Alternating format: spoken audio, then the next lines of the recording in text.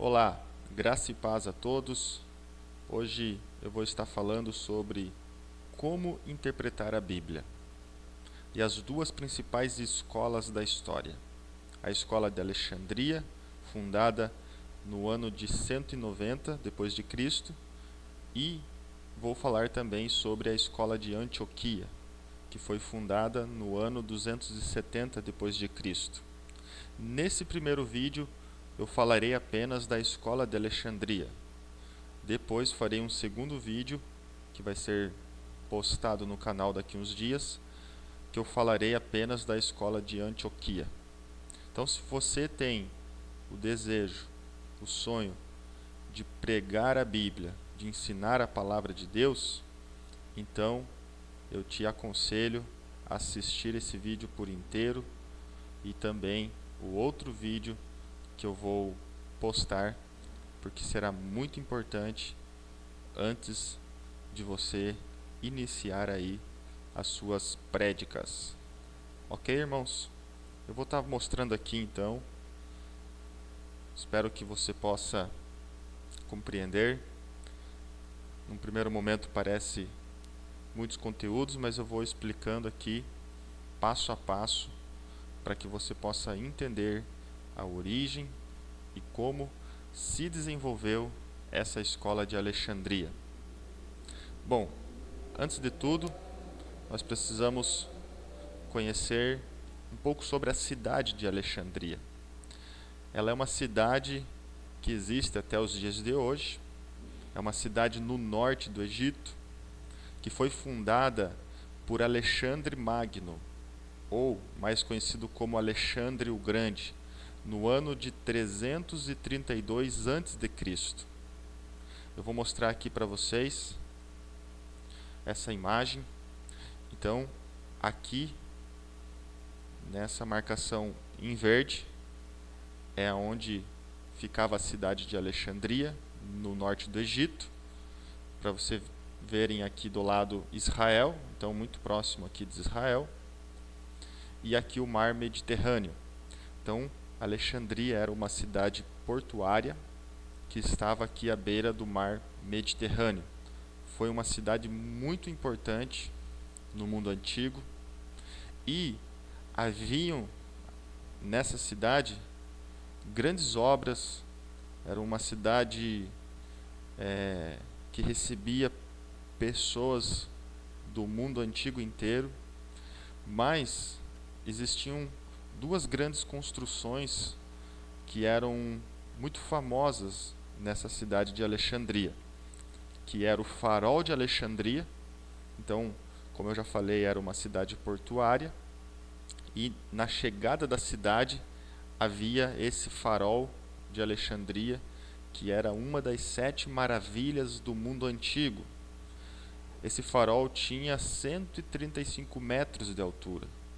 Havia sido construído ali perto do porto, então também era muito importante para as navegações, pois o farol era muito grande e os navios poderiam avistar de longe, e poderiam ali se situar da onde eles estavam.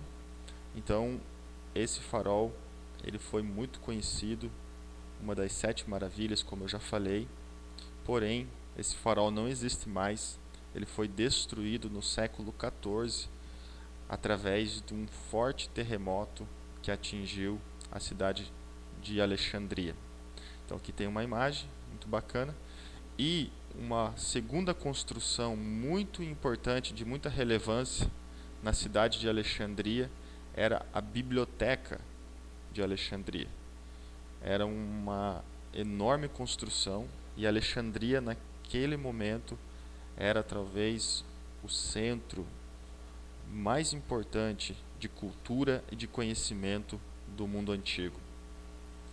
E nós poderíamos, para ficar um pouco mais fácil de entendermos, é como se nos dias de hoje essa biblioteca de Alexandria e as escolas que estavam surgindo ali era como se fossem a Universidade de Harvard nos dias atuais, para você ver a importância que ela tinha no mundo antigo.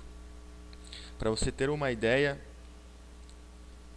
havia aproximadamente 1.700.000 exemplares, 700.000 papiros na Biblioteca de Alexandria.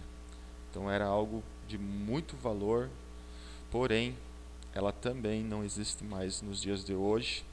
Ela sofreu e foi incendiada no século 7 depois de Cristo, e boa parte do seu acervo, boa parte ali, né, dos conteúdos que haviam na biblioteca foram queimados e perdidos. Bom, então isso aqui é só um início para nós entendermos a localização aqui da cidade de Alexandria e como ela era importante naquele momento.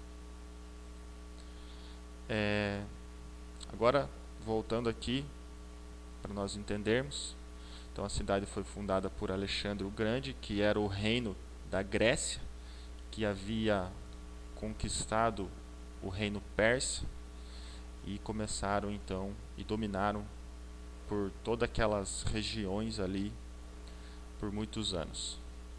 Agora, para nós entendermos a escola de Alexandria, nós vamos seguir aqui agora esse passo a passo. Bom, nós vamos precisar voltar um pouco no tempo. 903, agora se acompanhe comigo aqui, 903 a.C., surge um poeta grego, um poeta muito famoso até os dias de hoje, que se chamava Homero.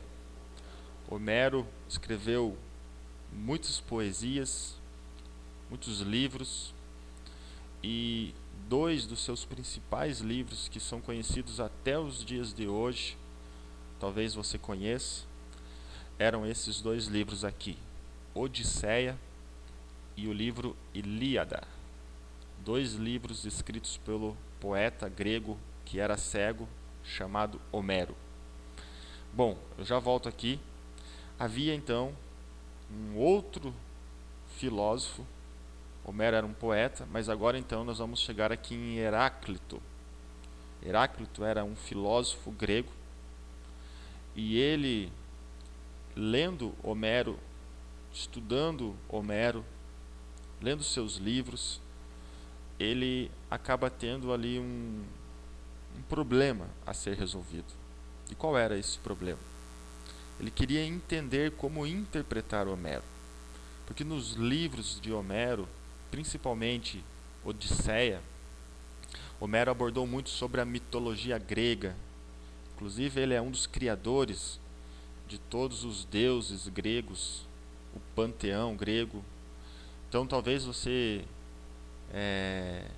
com certeza, você já ouviu falar de Zeus, Apolo, Afrodite, Artemis, Poseidon, e por aí vai. Então, isso faz tudo parte da mitologia grega que compunha o panteão grego, que era, né, ali como que se fosse um grupo dos deuses gregos. E segundo a mitologia grega, esses deuses, eles habitavam no Monte Olimpo, no lugar alto. Habitavam lá no Olimpo, e no livro Odisseia, ele vai narrar muito sobre alguns desses deuses, e ele vai então mostrar ali nas histórias e nos seus escritos de Homero, esses deuses muitas das vezes se relacionando com humanos, deuses que muitas das vezes eles eram imorais, cruéis, deuses vingativos. Então ele vai fazendo essa mistura de humanos com deuses gregos, esses relacionamentos de amor, de paixão, de ódio, de vingança, de traições. E Heráclito, voltando aqui nele, lendo esses escritos de Homero, ele começou a ter um grande problema e uma inquietação dentro dele, porque ele pensava, bom, se os deuses que cuidam da terra, dos deuses que dominam sobre a terra, forem iguais a esses deuses que Homero escreve nos seus livros, nós temos um problema. Porque como nós teremos deuses guiando, conduzindo essa terra, conduzindo esse mundo da maneira e com a moral dos deuses que Homero criou? Como que, né, nós teremos deuses imorais, cruéis, que se envolvem com mulheres? E aí então ele tinha essa dúvida dentro dele, porque não fazia muito sentido um Deus que teria o destino da terra, o destino dos homens, serem deuses conforme Homero escrevia nos seus livros e nas suas histórias. Aí então Heráclito, ele criou um método de interpretação que veio ficar conhecido como hiponeia ou hiponeia, que era um termo grego que está aqui. Então, e o que isso significava? O significado significava que alguma coisa que está por baixo ou atrás e não aparente. Então ele cria esse conceito de hiponeia. Em outras palavras, Heráclito ele estava querendo dizer que a maneira de ler os livros de Homero não deveriam ser lidos de maneira literais.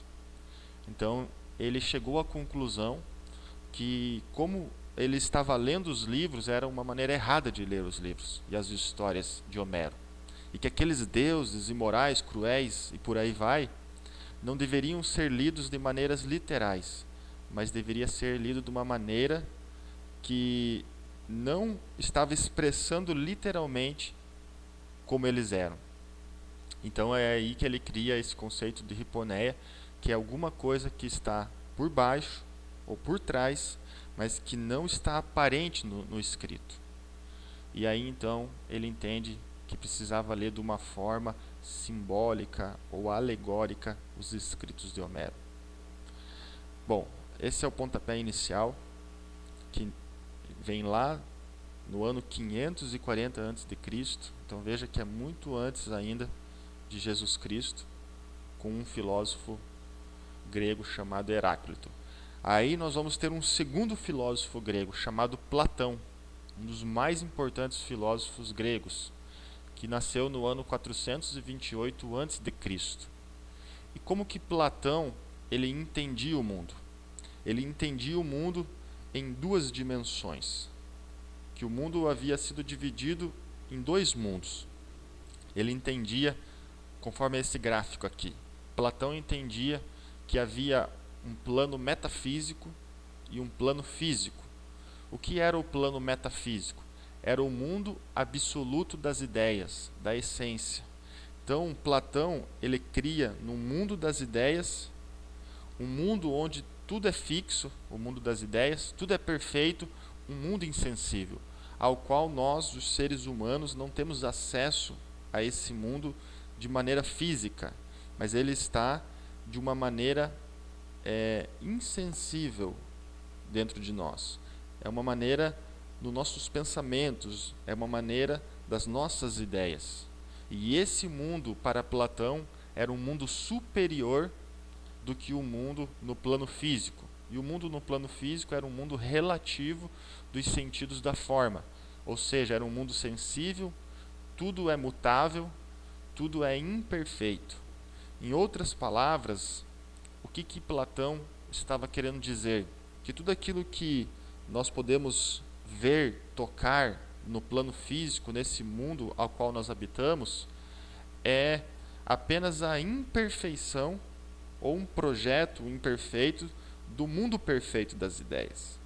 Então, por exemplo, esse computador que você está assistindo essa aula, ou esse celular, ou essa televisão que você está assistindo, ele é apenas um plano imperfeito, porque ele é mutável, de um plano perfeito, imutável do mundo das ideias. Então, a televisão que você vê aí, ele é apenas uma representação ou apenas uma demonstração da televisão perfeita que está no mundo das ideias. E assim por diante, né, o seu celular que você vê, como ele pode mudar, e a gente tem visto, né, a mudança dos celulares. Então a gente está nesse plano físico, mas existe um mundo metafísico das ideias, aonde existe lá o celular perfeito e aquele é fixo, ele é imutável. Entenderam? Então, Platão tinha essa maneira de enxergar o mundo. Então, isso vai influenciar demais, e esses dois filósofos gregos, eles vão influenciar demais um outro filósofo chamado Filo de Alexandria, que é esse aqui que nós chegamos agora. Filo de Alexandria vai nascer no ano 25 a.C. Então vejam que já é muito depois de Heráclito e Platão. Porém, a maneira que ele olhava o mundo e olhava os textos era exatamente da mesma forma que Heráclito olhava e interpretava, não de uma forma literal, porque aquilo que o autor ou o escritor estava escrevendo, não necessariamente ele estava escrevendo de uma forma para ser interpretada literalmente, mas que deveria olhar por trás dos escritos. Então não estava explícito nos escritos, mas muitas das vezes implícito nos escritos. Algo que precisaria encontrar por trás, por baixo daquilo que estava aparente. E Platão tinha essa ideia de dois mundos. Filo de Alexandria, diferentemente dos dois anteriores, ele era um judeu. Ele já era um filósofo judeu. E ele habitava ali nas regiões de Alexandria, porque na cidade de Alexandria havia uma forte comunidade judaica, que já havia começado há muitos anos antes, lá quando aconteceu a primeira invasão do Império Babilônico ali na região da Judéia e levou muitos deles cativos para a Babilônia. Alguns dos judeus não foram para a Babilônia, mas eles, guiados por Jeremias, vieram aqui para o norte do Egito. E ali então eles iniciaram uma comunidade judaica e ela foi se desenvolvendo com o passar dos anos. E Filo de Alexandria, ele fazia parte dessa comunidade judaica que já muitos anos depois havia crescido muito ali naquelas regiões. Então, Filo de Alexandria, ele era um judeu muito temente a Deus, que praticava os rituais e as leis judaicas. Inclusive, ele ia todos os anos para Jerusalém. Então, ele era um homem aí muito temente a Deus e que vivia o seu judaísmo. E Filo de Alexandria, ele tinha dois heróis, digamos assim. Tinha duas pessoas que para Filo eram muito especiais e que tinham muita influência na sua vida. O primeiro deles era Moisés. Filo de Alexandria amava Moisés e principalmente os seus escritos, o Pentateuco. Mas um segundo homem de muita influência na vida de Filo era Platão, exatamente o filósofo que nós abordamos agora há pouco. Então, Filo de Alexandria, ele tinha esses dois homens como referências na sua vida. E ele achava na sua cabeça que os dois falavam as mesmas coisas. E aí ele entrou diante de um dilema. E o dilema era essa pergunta: como harmonizar os dois? Como interpretar Moisés segundo, e dizendo que Moisés e Platão entendiam e viam o mundo da mesma forma. E aí ele chegou nesse conceito aqui, que era que para conciliar os dois, para harmonizar os dois, era necessário interpretar o Pentateuco, os escritos de Moisés, de maneira alegórica, de forma platônica. Então aqui ele criou a solução aí do seu problema, que harmonizou os dois fãs aí da sua vida, os dois influenciadores da sua vida, interpretando Moisés de uma forma alegórica. E ele criou o conceito de alegoria. Então veja que Heráclito criou esse conceito de hiponeia, e ele, já influenciado por Platão, ele vai seguir quase que o mesmo princípio e conceito de Heráclito, interpretando não o texto de forma literal, aquilo que está aparente e claro, objetivo no texto, mas interpretando de forma alegórica, simbólica, e olhando, tentando entender por trás do texto qual era a verdade que queria ser transmitida ou a aplicação que o autor queria transmitir nos seus escritos. Bom, então, veja só um exemplo aqui, tem vários, eu só trouxe um de cada, porque senão o vídeo ia ficar muito longo, mas vejam aqui um exemplo de como Filo de Alexandria interpretava as escrituras. Então vamos ver aqui. Veja ele interpretando a passagem de Gênesis 2 e 3, sobre a criação e a queda do homem.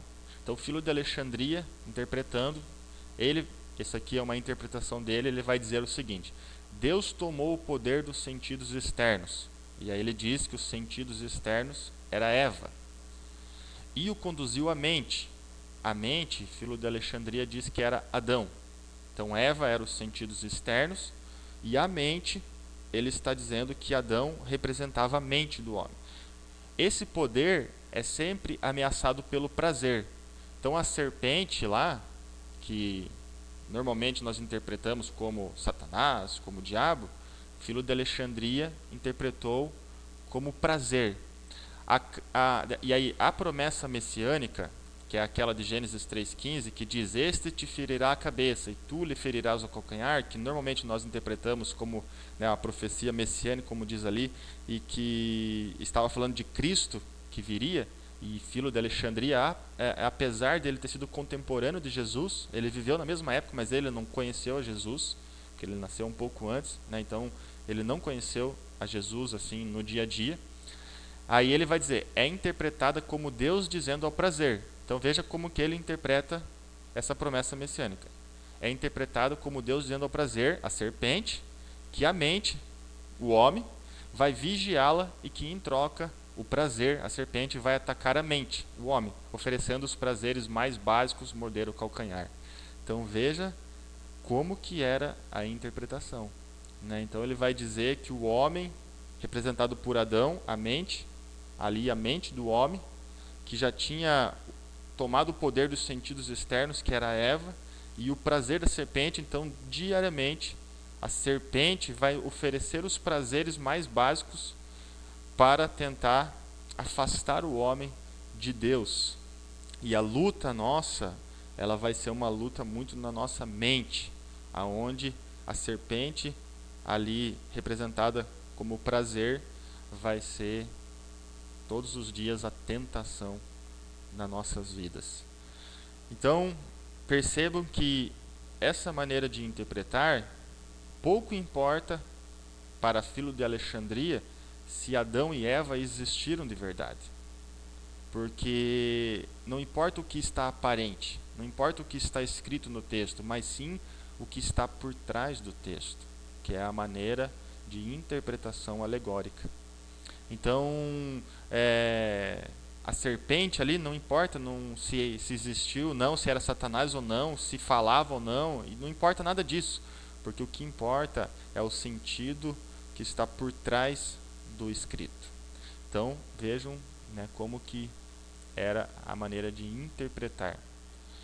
Bom, aí vem um segundo rapaz chamado Barnabé de Alexandria. Aqui eu coloquei a data desconhecida, porque não há data conhecida dele, mas óbvio que foi entre esse período até o próximo período aqui de 100, 120 depois de Cristo. Barnabé, aqui há muitas controvérsias. Quem era esse Barnabé? Se era aquele Barnabé de Atos que andou com Paulo, ou se era um outro Barnabé que foi já um dos pais da igreja. Enfim, mas fato é que foi encontrado um dos seus escritos, e Barnabé já era um discípulo de Filo de Alexandria, da mesma escola de Alexandria. Da mesma escola não, porque a escola ela vai ser fundada aqui no próximo, eu já vou explicar, mas a maneira de interpretar era a mesma maneira de interpretar com o método alegórico que Filo de Alexandria interpretava. Vejam um exemplo de interpretação de Barnabé de Alexandria, que foi encontrada na sua epístola de Barnabé ou na sua carta de Barnabé, no capítulo 9 ali, no 9.6 ali, não é versículo, mas é no capítulo 9 lá, que são 21 capítulos. Essa epístola de Barnabé você vai encontrar aí na internet facilmente. Ele foi um dos líderes da igreja.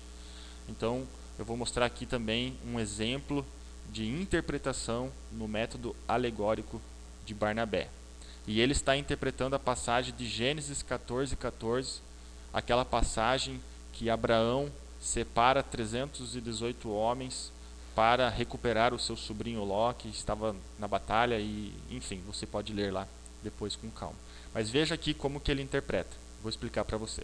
Portanto, filhos do amor, aprendam abundantemente a respeito de Abraão. Ele, que primeiro estabeleceu a circuncisão, olhava em espírito para Jesus, quando circuncidou a sua casa. Pois a Escritura diz, aqui é na epístola dele, ele diz assim: Abraão circuncidou 318 homens da sua casa.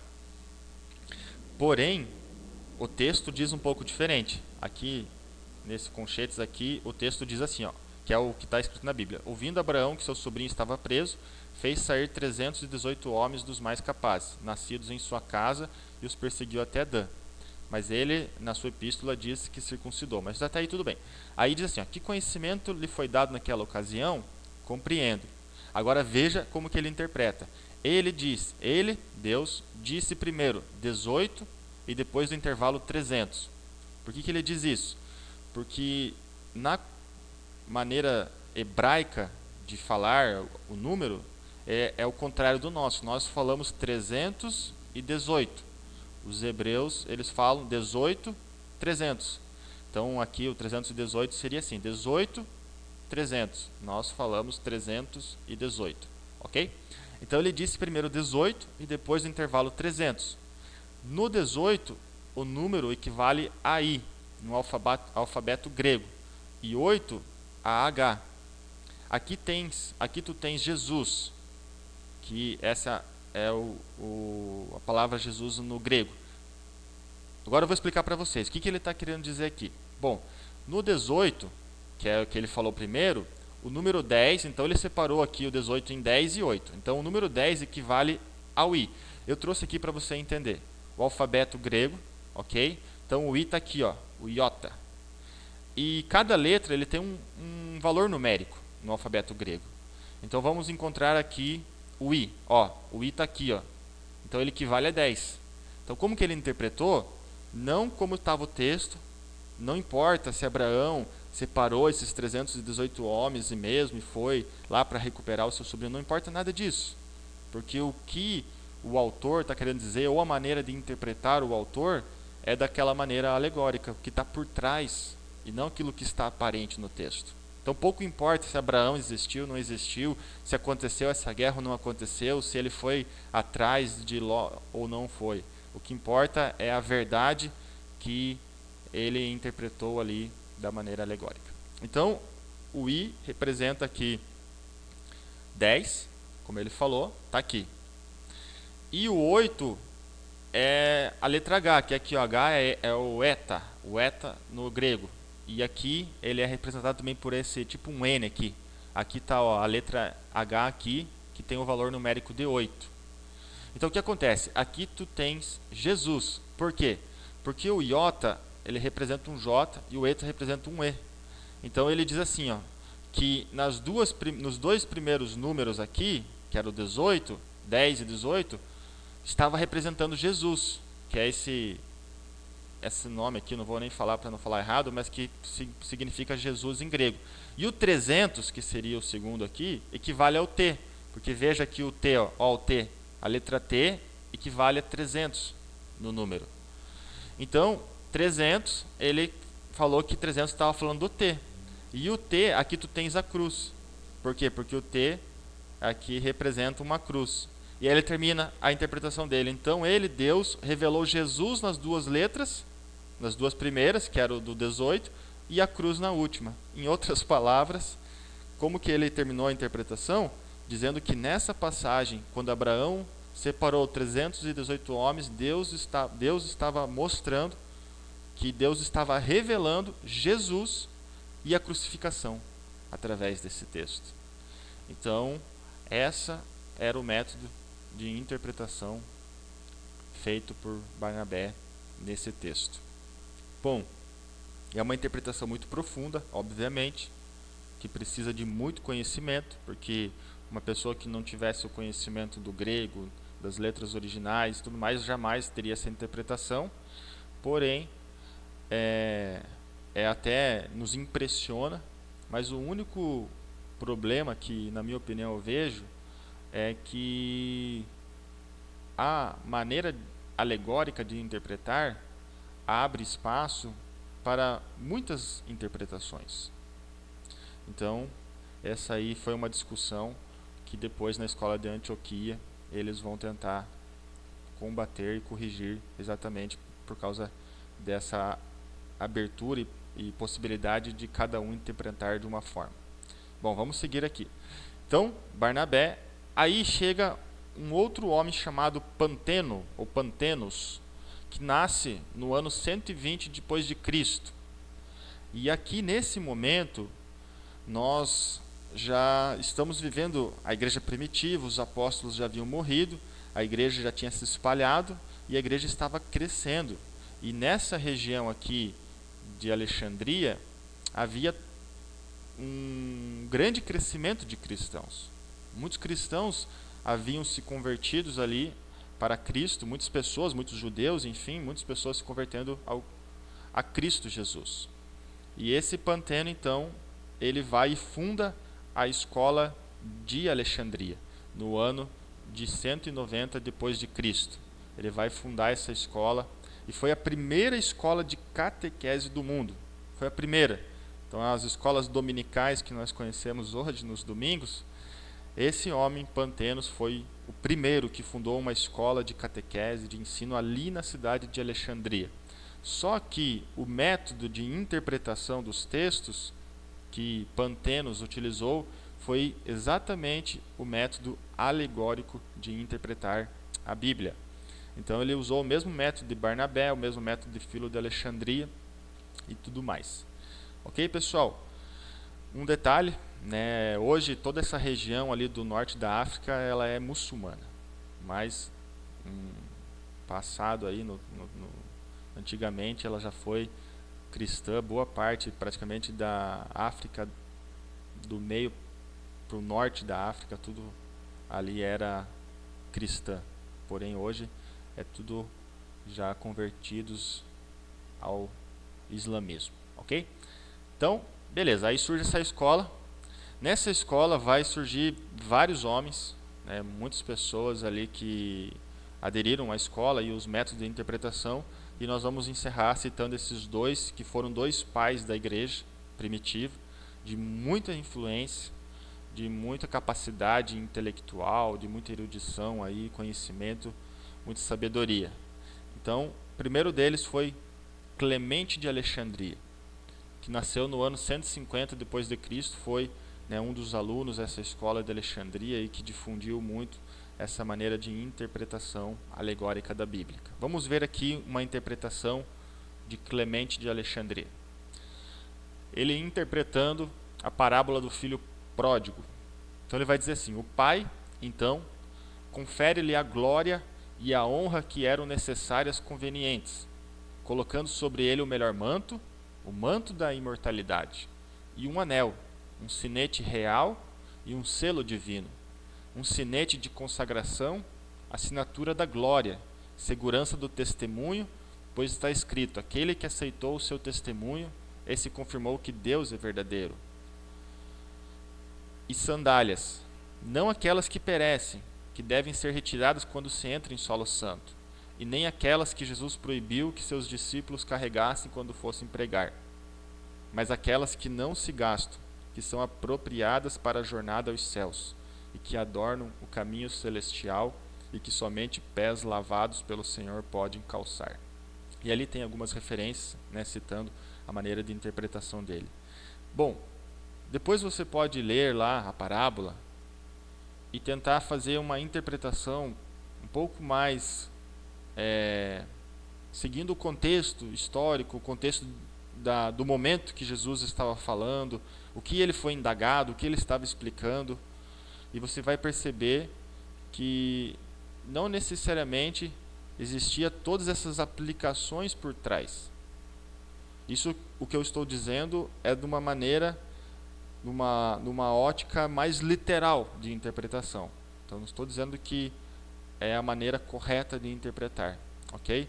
Mas você não vai perceber, por quê? Porque exatamente a interpretação era uma interpretação de forma alegórica, encontrando verdades espirituais, verdades no texto, que não estão aparentes no texto, que não necessariamente precisa fazer um sentido lógico, histórico e conexões ali, talvez uma hermenêutica do próprio texto, com a passagem, com os versículos anteriores, com os posteriores, uma contextualização. Por quê? Porque o que importa é encontrar a verdade por trás.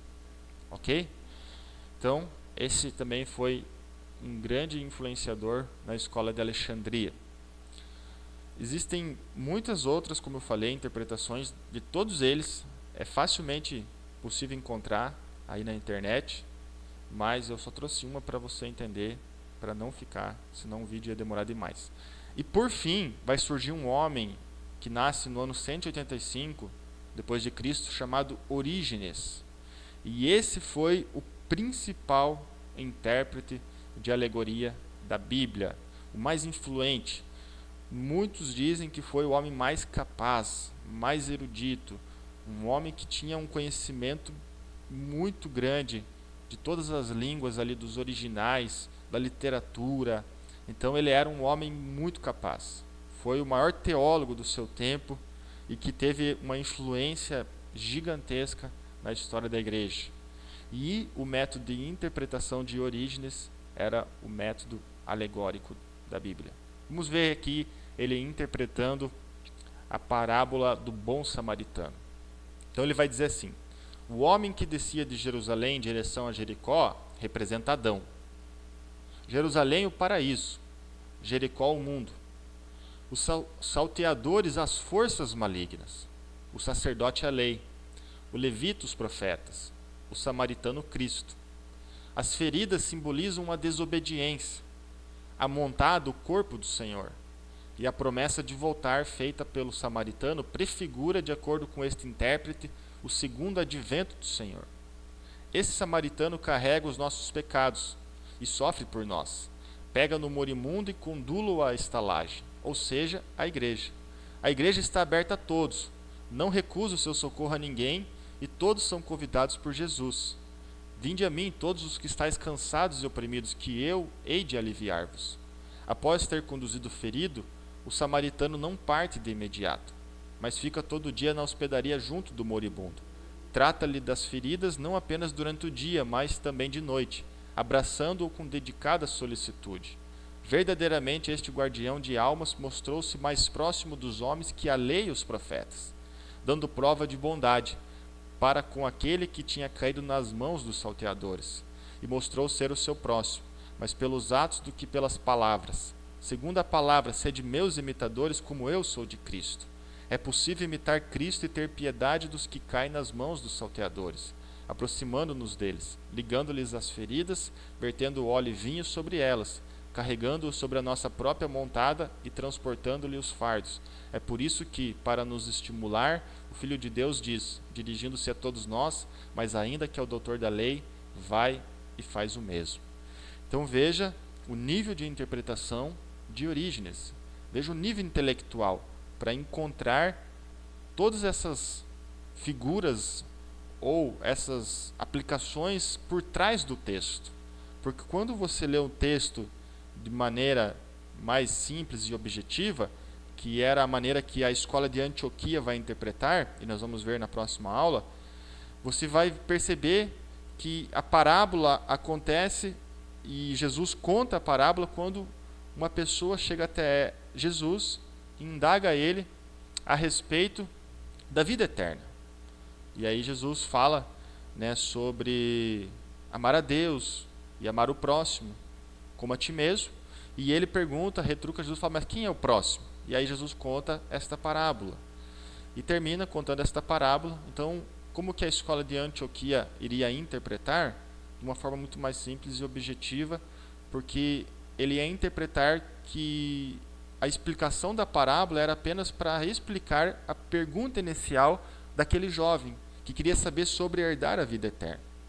Então Jesus disse que deveria amar a Deus sobre todas as coisas e amar o próximo. Ele falou, mas quem é o próximo? Não, o próximo. E ele contou esta parábola para explicar quem era o próximo. E o próximo seria qualquer pessoa, mesmo um samaritano que era odiado pelos judeus, que era o mais improvável naquele momento, ajudou um necessitado, ajudou uma pessoa que estava ferida, o moribundo, como Orígenes aqui interpreta.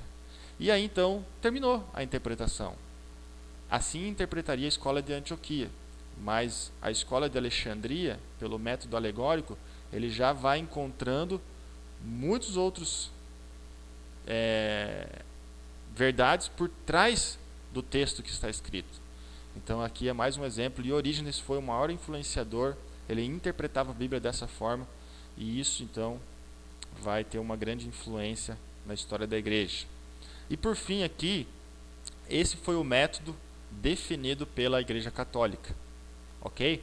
Porque lá em 280, se eu não estou enganado ali, é quando surge a escola de Antioquia. A escola de Antioquia vai surgir, que nós vamos falar na próxima aula, exatamente para combater esse método alegórico de interpretação. Porém, quando chega perto ali do início da Idade Média, ou já no comecinho da Idade Média, a escola de Antioquia, ela entra em descrédito. Eu vou mostrar isso na próxima aula, no próximo vídeo. E aí a gente vai ver o porquê. E aí a igreja define que a maneira correta de interpretação era o método alegórico utilizado aí por todos esses homens que nós citamos no vídeo.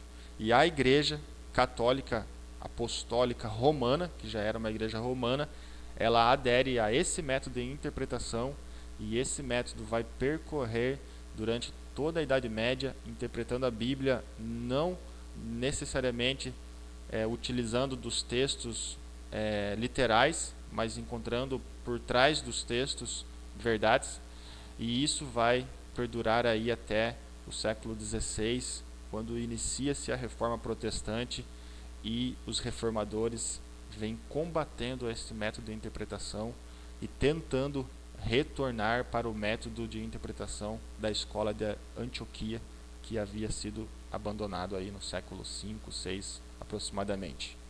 Ok, pessoal? Eu quero agradecer aí a tua participação, que Deus abençoe e até mais.